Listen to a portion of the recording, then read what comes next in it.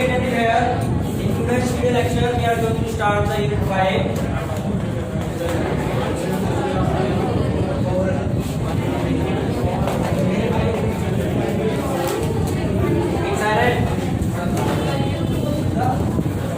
Electromagnetic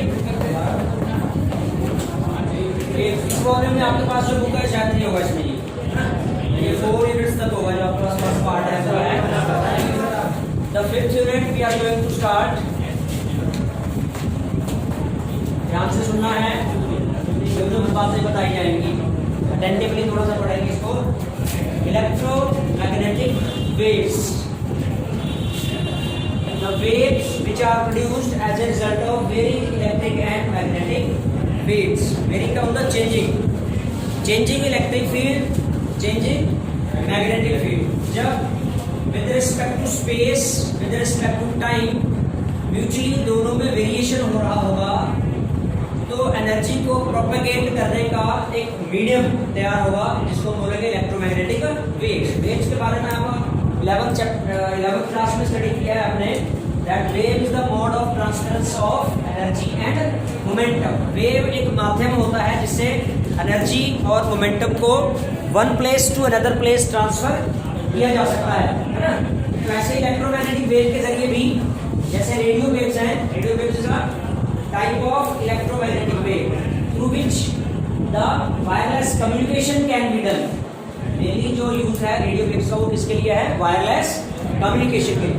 communication में mainly क्या होता है? मैसेजेस का ट्रांसफरेंस होता है और मैसेजेस जो है वो एक टाइप का क्या है? साउंड एनर्जी है। जैसे कोई मैसेज बोला गया तो that is a energy, sound energy, and that gets propagated from one place to another place with the help of electromagnetic wave, radio waves.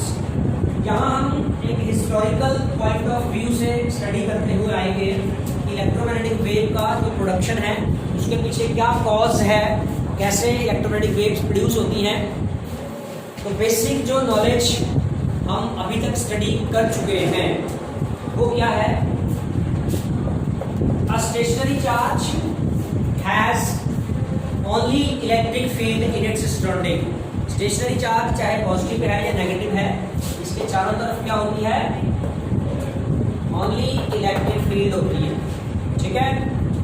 जब यही चार्ज इन मोशन होता है which is called electric current, the rate of flow of charge is called current। यानी कि charge जब motion में है it constitutes magnetic field as well as electric field। तो इसके सराउंडिंग में electric field as well as magnetic field दोनों होते हैं। पोर्शन में स्टडी किया था कि करंट कैरिंग कंडक्टर के सराउंडिंग में मैग्नेटिक फील्ड होती है। आगे उससे रिलेटेड कई कॉन्सेप्ट्स में स्टडी किए गए ना। वेरिएबल शेप्स ऑफ कंडक्टर के सराउंडिंग क्या फॉर्मूला होगा मैग्नेटिक फील्ड के मैग्नीट्यूड का, क्या उसकी डायरेक्शन कैसी होगी, कैसे फाइंड करेंगे, वो सारे है ना थर्ड ईयर में स्टडी किए हुए हैं। तो यहाँ स्टडी करने वाला पॉइंट है the charge in motion constitute electric field as well as magnetic field. अब ये चार्ज इन मोशन दो तरह से हो सकता है, या तो इसका रेट ऑफ फ्लो स्टेडी होगा, स्टेडी का मतलब कांस्टेंट रेट ऑफ फ्लो होगा, या फिर वेरिएबल रेट ऑफ फ्लो होगा। अगर रेट ऑफ फ्लो स्टेडी है तो इसके सराउंडिंग में प्रोड्यूस होने वाली मैग्नेटिक फील्ड भी कांस्टेंट होगी, स्टेडी होगी वो भी। And if the rate of flow of charge is variable, static का ऑपोजिट क्या हो जाएगा? Variable. Constant rate of flow नहीं होगा अगर, तो प्रोड्यूस होने वाली जो मैग्नेटिक फील्ड होगी वो वेरिएबल मैग्नेटिक फील्ड होगी। ध्यान देना जरा। और variable magnetic field electric field को प्रोड्यूस करती है। कैसे? फैराडेज लॉज में स्टडी किया, rate of change of flux. जो वेरिएबल मैग्नेटिक फील्ड होगी उसकी वजह से जो फ्लक्स होगी, नंबर ऑफ फील्ड लाइंस होगी, वो भी कैसी होंगी? बढ़ती घटती होंगी। Means variable magnetic field will change the flux and changing flux induces the electric current, है ना। ये पढ़ चुके हैं फैराडेज लॉ में। कहने का मतलब हो गया कि अगर changing electric field magnetic field को प्रोड्यूस करेगी तो changing field magnetic field electric field को भी प्रोड्यूस करती है है ना। ये कंक्लूजन था, इसको शुरुआत में तो हाइपोथेसिस किया गया, but after that it was experimentally studied. Experimentally ही ये चीजें प्रूव हुई कि दोनों ही फील्ड्स जो वेरिएबल हैं वो एक दूसरे को प्रोड्यूस करती हैं। They are complementary to each other. Varying electric field produces magnetic field and varying magnetic field produces electric field. They are complementary to each other. तो मैक्सवेल ने सबसे पहले इस बात को प्रेडिक्ट किया कि ये दोनों ही फील्ड्स जहां पर एक साथ स्पेस में वेरी कर रही होंगी, तो एक के चेंज होने से दूसरी प्रोड्यूस होगी, दूसरी के चेंज होने से पहली प्रोड्यूस होगी, और जब ये दोनों ही एक साथ एक दूसरे को प्रोड्यूस करेगी तो एक ऑसिलेशंस प्रोड्यूस होगी, वहां पर वेव्स प्रोड्यूस होगी which are called electromagnetic waves. यानी कि इलेक्ट्रोमैग्नेटिक वेव को प्रोड्यूस करने के लिए दोनों ही वेरिंग फील्ड्स का होना जरूरी है। दोनों ही स्पेस में time varying electric and time varying magnetic fields होंगी तो इलेक्ट्रोमैग्नेटिक वेव्स प्रोड्यूस होंगी। अब कैसे ये सिचुएशन अचीव की जाए कि टाइम वेरिंग इलेक्ट्रिक और time varying magnetic fields produce की जा सके। तो अभी जो हम स्टडी कर रहे थे कि अगर रेट ऑफ फ्लो चार्ज का कांस्टेंट है तो मैग्नेटिक फील्ड कांस्टेंट होगी, लेकिन वही रेट ऑफ फ्लो अगर वेरिएबल है चार्ज का तो प्रोड्यूस होने वाली magnetic field variable magnetic field होगी जो कि इलेक्ट्रिक फील्ड को प्रोड्यूस कर सकती है। तो इट मीन्स कि एक एक्सेलरेटेड चार्ज, सबसे पहले तो बात आई कि accelerated charge can become the source of production of electromagnetic wave, क्योंकि एक्सेलरेटेड चार्ज जो प्रोड्यूस करेगा वो वेरिएबल मैग्नेटिक फील्ड को प्रोड्यूस करेगा, उसी वेरिएबल मैग्नेटिक फील्ड से इलेक्ट्रिक फील्ड प्रोड्यूस होगी, वेरिंग इलेक्ट्रिक फील्ड प्रोड्यूस होगी, और वेरिंग इलेक्ट्रिक फील्ड से फिर से मैग्नेटिक फील्ड प्रोड्यूस होगा, तो वो दोनों एक दूसरे को प्रोड्यूस करेंगे। So the source of production of electromagnetic wave from this discussion could be the accelerated charge. अब अगर एक्सेलरेटेड चार्ज को अगर हम एक कंडक्टर में स्ट्रेट ऐसे फ्लो करता हुआ इमेजिन करें, इस फ्लो में अगर टाइम इंटरवल थोड़ा लार्ज है ना, तो उस दौरान तो एक्सेलरेशन सिग्निफिकेंट हो सकता है, एक्सेलरेशन प्रोड्यूस होता हुआ हो सकता है अगर टाइम इंटरवल लार्ज है। तो लार्ज टाइम इंटरवल में ऐसी पॉसिबिलिटी हो सकती है कि उसकी स्पीड में कुछ चेंज आया हो, लेकिन वही टाइम अगर इतना छोटा हो approaching zero, delta T tends to zero, एक बहुत ही स्मॉल टाइम इंटरवल लिया जाए तो सिचुएशन वो वाली अचीव करना, एक्सीलरेटेड चार्ज वाली अचीव करना पॉसिबल नहीं है, क्योंकि इतने शॉर्ट स्पेल ऑफ टाइम में स्पीड में कोई चेंज नहीं आया होगा फ्लो करते हुए इलेक्ट्रिक चार्ज की स्पीड में। यानी कि very short spell of time में एक्सीलरेटेड चार्ज अचीव करना पॉसिबल नहीं हो पाएगा। लेकिन अगर सिचुएशन को थोड़ा सा वेरिएट करें, if we consider the oscillating electric charge, उसके मोशन को हम ऑसिलेट करता हुआ कंसीडर करें, इस ऑसिलेशन में ये उसकी velocity with respect to time दिखाई गई है ऑसिलेशन, ठीक है। तो कितना भी छोटे से छोटा आप टाइम गैप लो यहाँ पर, एक से अगले ही सेकंड में या अगले ही छोटे से छोटे पार्ट ऑफ सेकंड में जो वेलोसिटी होगी वो दोनों ही पॉइंट्स पर अलग अलग होगी, है ना। कितना भी छोटा से छोटा आप टाइम गैप क्यों ना दो, तो it means oscillating electric charge जो होगा वो ऑलवेज एक्सेलरेटेड होगा, है ना। उसमें वेरिएबिलिटी आई नहीं उसकी स्पीड में, चाहे कितना छोटे से छोटा टाइम गैप क्यों ना लिया जाए। So we can conclude that the oscillating, better way, the oscillating electric charge will be the source of production of electromagnetic waves, है ना। ये सोर्स है इलेक्ट्रोमैग्नेटिक वेव के प्रोडक्शन का। तो वेव प्रोड्यूस हुई, हर्ट्ज एक्सपेरिमेंट यहाँ पर हम स्टडी करेंगे, जिन्होंने एक्सपेरिमेंटली सबसे पहले इलेक्ट्रोमैग्नेटिक वेव के प्रोडक्शन को एक्सपेरिमेंटली दिखाया, the production of electromagnetic wave by Hertz experiment.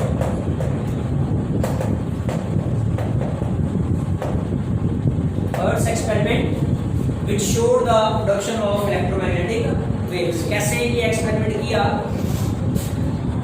he has taken the two metallic plates AB, दो मेटेलिक प्लेट्स ली और इन दोनों को कनेक्ट किया एक इंडक्शन कॉइल के साथ। इंडक्शन कॉइल हम कल ही स्टडी कर रहे थे, जैसे कि ट्रांसफार्मर होगा जिसमें प्राइमरी की नंबर ऑफ टर्न्स कम होंगी और सेकेंडरी की नंबर ऑफ टर्न्स लार्ज होंगी। That means it will be a step up transformer, ठीक है, जो कि एक लार्ज पोटेंशियल डिफरेंस प्रोवाइड करेगा इन दोनों प्लेट्स।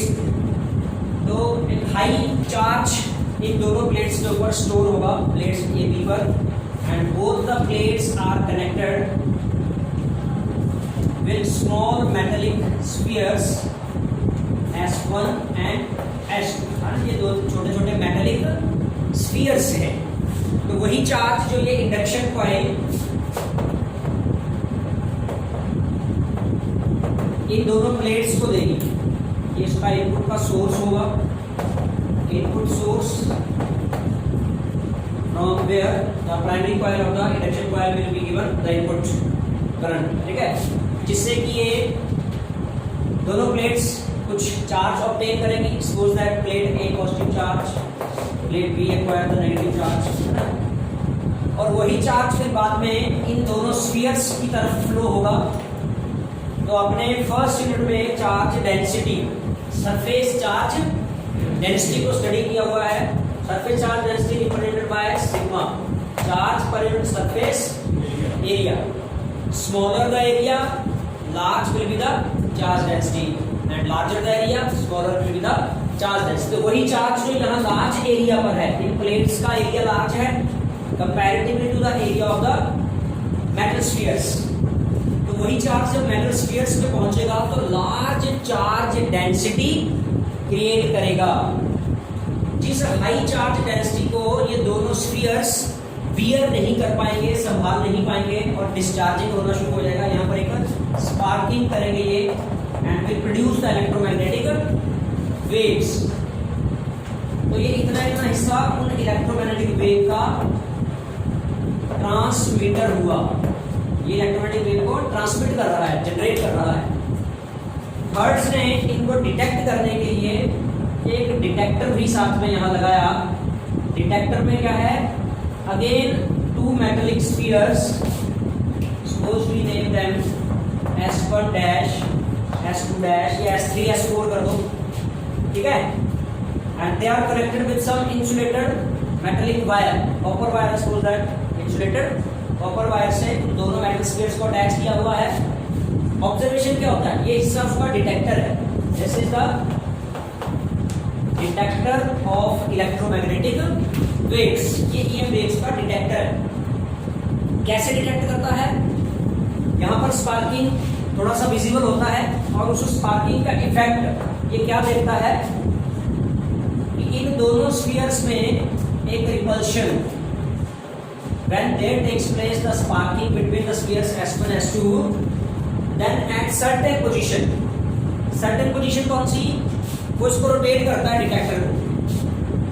तो जब इधर से ट्रांसमीटर वाले स्फीयर्स और रिसीवर वाले डिटेक्टर वाले स्फीयर्स सपोज दैट अगर पैरेलल हैं, ठीक है, पैरेलल वाली सिचुएशन में क्या हो रहा है? रिपल्शन हो रहा है डिटेक्टर के स्फीयर्स S1 डैश और S2 डैश में। और जब उसको डिटेक्टर को रोटेट करता है स्फीयर्स ऐसे आ जाते हैं, both perpendicular to each other. दोनों का जो एक्सिस है प्लेसमेंट का वो एक दूसरे से परपेंडिकुलर हो जाए, तो उस सिचुएशन में दोनों के बीच में कोई रिपल्शन नहीं देखा गया, है ना? रिपल्शन ना होना, एक पर्टिकुलर सिचुएशन पे रिपल्शन होना और एक पर्टिकुलर सिचुएशन जब दोनों के एक्सिस परपेंडिकुलर हैं तो उस सिचुएशन में रिपल्शन का ना होना। अब रिपल्शन होना जो है वो इंडिकेट कर रहा है कि यहाँ पर डिस्चार्जिंग एक्शन से इलेक्ट्रोमैग्नेटिक वेव्स प्रोड्यूस हुई। उन इलेक्ट्रोमैग्नेटिक वेव से ये दोनों S1 डैश S2 डैश दोनों स्फीयर सिमिलर चार्ज हुए और सिमिलर चार्जिंग में क्या हुई? रिपल्शन हुई। लेकिन यही चीज एक पर्टिकुलर प्लेस पर होना जब दोनों के एक्सिस सेम डायरेक्शन में है और जब दोनों के एक्सिस परपेंडिकुलर डायरेक्शन में है तो वही रिपल्शन ना होना, ये इलेक्ट्रोमैग्नेटिक वेव के एक नेचर को इंडिकेट करती है, जिसको बोलते हैं transverse nature.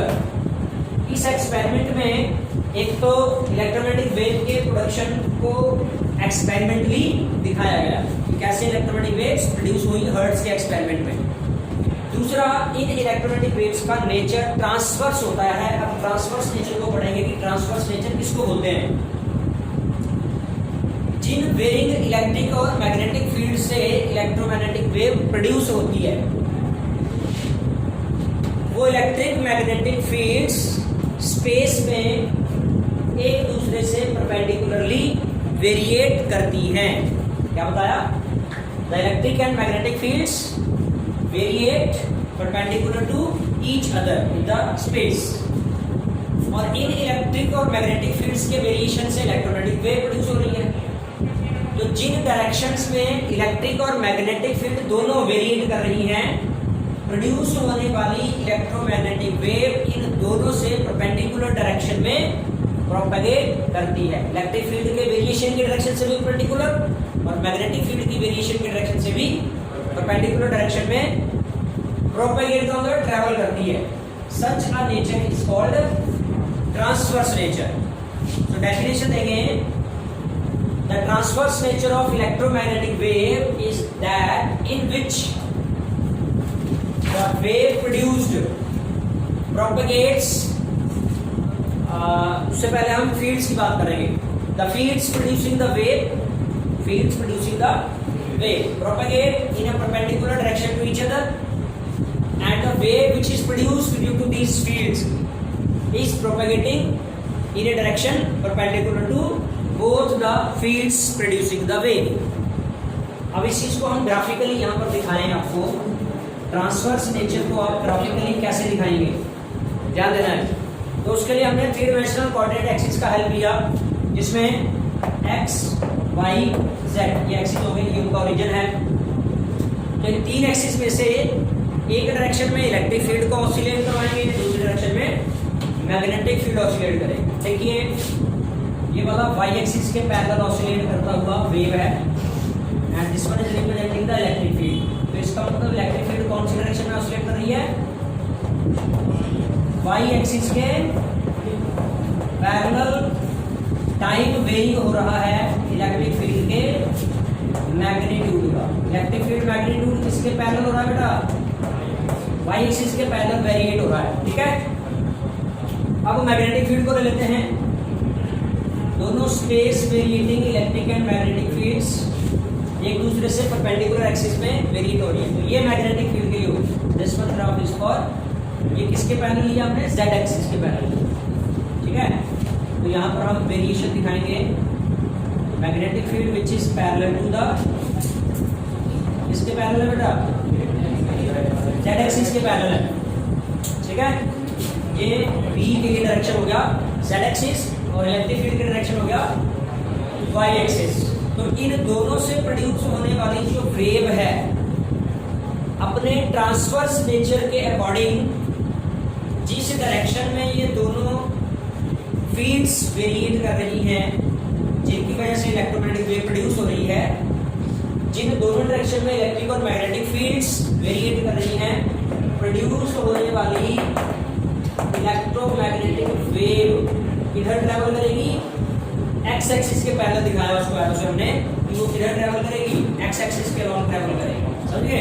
This is the transverse nature of electromagnetic wave, ठीक है बेटा।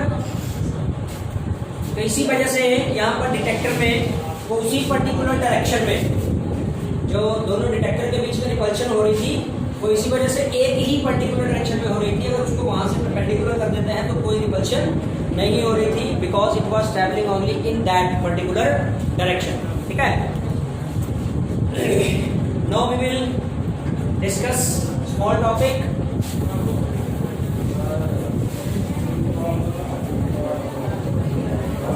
डिस्प्लेसमेंट करंट, जो कि टॉपिक होगा इस चैप्टर में।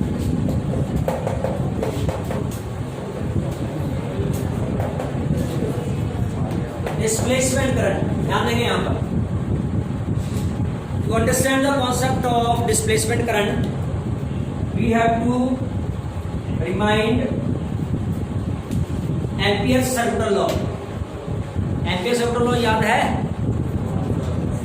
क्या स्टेटमेंट है एम्पियर सर्कुलर लॉ का?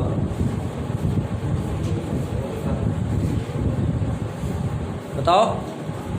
Ampere circular law states that the magnetic field around a current carrying conductor is equal to the mu naught times current enclosed in a closed loop. एक conductor के surrounding कुछ range में इस close loop के अंदर कितना total magnetic field होगा, Ampere circular law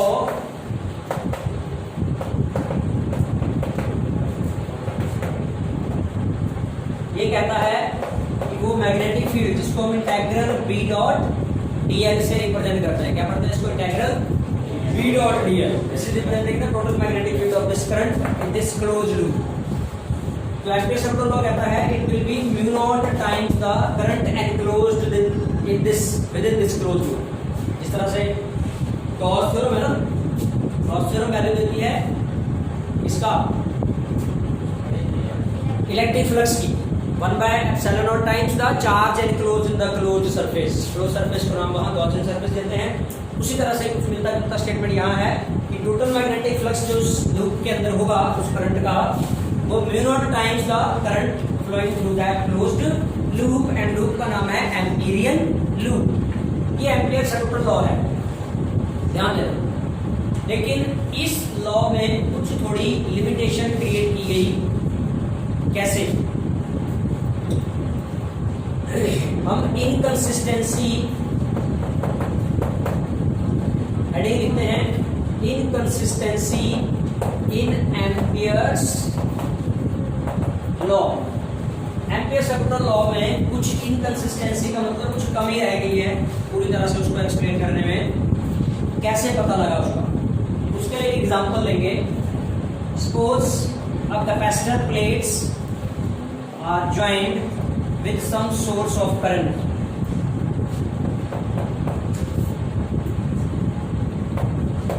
Positive, negative. Here is the key, and these are the two plates A and B. ये कैपेसिटर प्लेट्स हैं। की को क्लोज किया तो सर्किट में करंट का फ्लो हुआ। यहाँ पर दो लूप्स कंसीडर की गई, loop 1 and loop 2। 1 is outside the plates, capacitor plates, और दूसरी लूप दोनों कैपेसिटर प्लेट्स के बीच में है ना। तो इस वाली लूप में तो करंट फ्लो कर रहा है, current I is flowing through this loop. तो अगर एम्पियर सर्कुलर लॉ को हम इन दोनों लूप के लिए लगाएं, integral B dot DL for loop 1 L1, यहाँ L1 लिख दें। L1 लूप के लिए this will be written do not I, ध्यान देखें जरा थोड़ा। And if we write the same Ampere circular law for loop L2, दूसरी लूप के लगाएंगे तो वो यहाँ स्टेटमेंट में कहता है कि mu naught times the current flowing through that loop, और लूप L2 के बीच में से कोई करंट नहीं जा रहा है। तो यहाँ क्या लिखा जाएगा? 0, that means equal to 0। 0 into 0 is 0, ठीक है। अभी फैराडेज लॉ के अकॉर्डिंग चलते हैं। Now according to Faraday's law,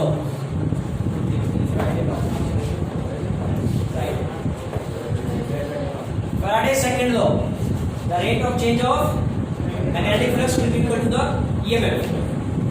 दो लूप्स जो बिल्कुल क्लोज रखी हैं, एक दूसरे के नजदीक रखी हुई हैं, दोनों के ही लिंक में आने वाली फ्लक्स सेम होगी, यानी कि दोनों में से ही सेम फ्लक्स वेरी करेगी तो सेम मैग्नेटिक फील्ड प्रोड्यूस होगी। इंटीग्रल बी डॉट डीएल, जितना लूप 1 का होगा उतना ही integral B dot DL total magnetic field loop 2 की होगी। तो बहुत ही क्लोज रखी हुई लूप्स में से फ्लक्स में कोई वेरिएशन नहीं होगा, उसकी टोटल मैग्नेटिक फील्ड दोनों के साथ जो लिंक करेगी वो एक जैसी ही होगी according to Faraday. So according to Faraday, integral V dot dl due to loop L1 equals to integral V dot dl due to loop L2, which is a contradiction. अब ये दोनों साइंटिस्ट की स्टेटमेंट में contradiction हो गई। ऊपर loop 1 और 2 की वैल्यू जो है वो एंटायरली डिफरेंट आ रही है, एक नॉन जीरो एक जीरो है।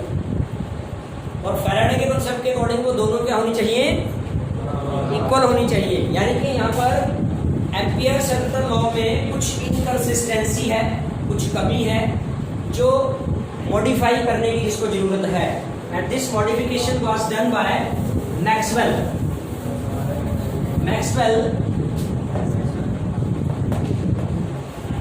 removed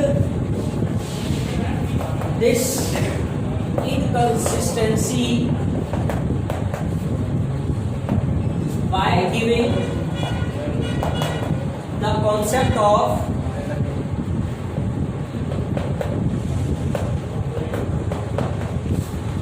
displacement current। मैक्सवेल ने इस इनकंसिस्टेंसी को डिस्प्लेसमेंट करंट के कॉन्सेप्ट से रिमूव किया। कैसे देखेंगे ध्यान से। मैक्सवेल ये कहते हैं कि ये दोनों प्लेट्स ए और बी धीरे धीरे चार्ज होंगी इस सोर्स से, जो इनका चार्जिंग होगा it will take certain fraction of seconds, time कुछ लेगा वो। यानी कि प्लेट ए का जो भी टोटल चार्ज है वो धीरे धीरे बढ़ेगा। पॉजिटिव चार्ज जैसे बताया हुआ उधर अपने प्लेट ए का, बी का नेगेटिव करें। चार्ज की वैल्यू अगर वेरिएबल होगी तो कैपेसिटर प्लेट्स के अंदर जो इलेक्ट्रिक फील्ड एग्जिस्ट करेगी यहाँ पर, वो इलेक्ट्रिक फील्ड भी क्या होगी, वेरिएबल होगी। दैट इलेक्ट्रिक फील्ड आल्सो भी वेरिएबल। दोनों कैपेसिटर प्लेट्स के अंदर में इलेक्ट्रिक फील्ड कैसी होगी, वेरिएबल। और अभी हमने पढ़ा था इलेक्ट्रोमैग्नेटिक वेव्स के सोर्स के प्रोडक्शन के टाइम पर ही कि वेरिएबल इलेक्ट्रिक फील्ड क्या प्रोड्यूस करती है, मैग्नेटिक फील्ड को प्रोड्यूस करती है। और मैग्नेटिक फील्ड का सोर्स या तो कोई मैग्नेट होती है या कोई करंट होता है। आइदर सम मैग्नेट और current is the source of magnetic field. फिर से ध्यान से सुनना है कि दोनों कैपेसिटर प्लेट्स पे चार्जेस धीरे धीरे इंक्रीज होते हैं, जिससे कैपेसिटर प्लेट्स के बीच में प्रोड्यूस होने वाली इलेक्ट्रिक फील्ड वेरिएबल होगी। Variable electric field magnetic field को प्रोड्यूस करेगी और उस मैग्नेटिक फील्ड का सोर्स कोई ना कोई करंट होगा। और उसी करंट को दोनों प्लेट्स के बीच में एग्जिस्ट करने वाले करंट को नाम दिया डिस्प्लेसमेंट करंट, ID। जिस डिस्प्लेसमेंट करंट का प्रोडक्शन का सोर्स है electric flux, rate of change of electric flux d/e/dt, time rate of change of electric flux. सभी ठीक है, ठीक है। और देखो इक्वेशन को दोनों तरफ डायमेंशनली करेक्ट रखने के लिए साथ में एप्सिलॉन नॉट से मल्टीप्लाई किया in order to keep the equation dimensionally correct. Epsilon naught permittivity का कांस्टेंट लिया साथ में। कैसे, फाई ई की वैल्यू आप जानते हो, अगर गॉस थ्योरम से रखें इलेक्ट्रिक फ्लक्स वैल्यू क्या होती है, 1/ε0 टाइम्स द चार्ज एनक्लोज्ड, ऐसे होती है। यहाँ हम ये प्रूव करेंगे कि ये वाला जो फार्मूला आया इसका डायमेंशन करंट का डायमेंशन होगा, ठीक है।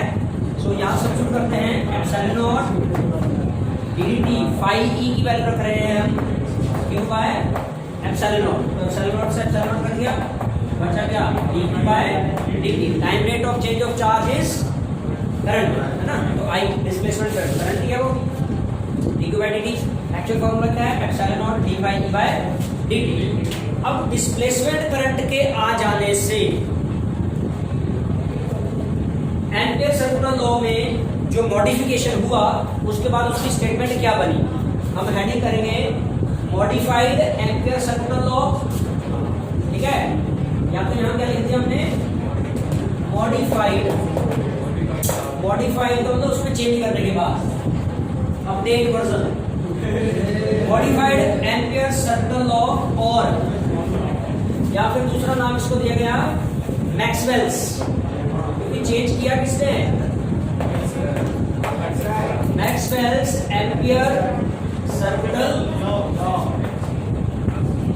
Maxwell's ampere circular law. तो इससे क्या चेंजेस यहाँ दिखाए गए स्टेटमेंट में? Integral B dot D L equals to mu naught I C plus I D. वो जो टोटल करंट था उसके दो पार्ट्स कर दिए। I C stands for conduction current. I C क्या है? कंडक्शन करंट, जो यहां फ्लो कर रहा है ये वाले पार्ट, ये जो कंडक्टर वाले हिस्से में फ्लो कर रहा है, जैसे आई सी। और इस लूप दूसरे वाले में से जो जाएगा, ये तो हो गया आई सी, और जो सेकंड लूप में से यहां फ्लो करेगा, this will be displacement current I D.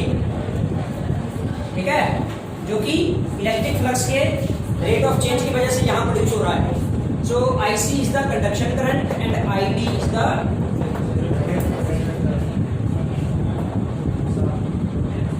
फिर से कंडक्शन करंट को एक बार दोबारा से सुन लो। कंडक्शन करंट क्या है? कंडक्टर में उसके इलेक्ट्रॉन्स के ड्रिफ्ट की वजह से, due to the drift of the electrons in the conductor, the current produce is called conduction current. वो करंट जो कंडक्टर में उसके इलेक्ट्रॉन्स की ड्रिफ्ट की वजह से प्रोड्यूस हो रहा है, कंडक्शन करंट। ये सेकंड पीरियड में पढ़ा हमने खूब डिटेल में, ड्रिफ्ट वेलोसिटी ऑफ इलेक्ट्रॉन्स और वो सारा ही। और यहाँ पर जो नया करंट आपने स्टडी किया वो डिस्प्लेसमेंट करंट मैक्सवेल ने जो दिया, डिस्प्लेसमेंट।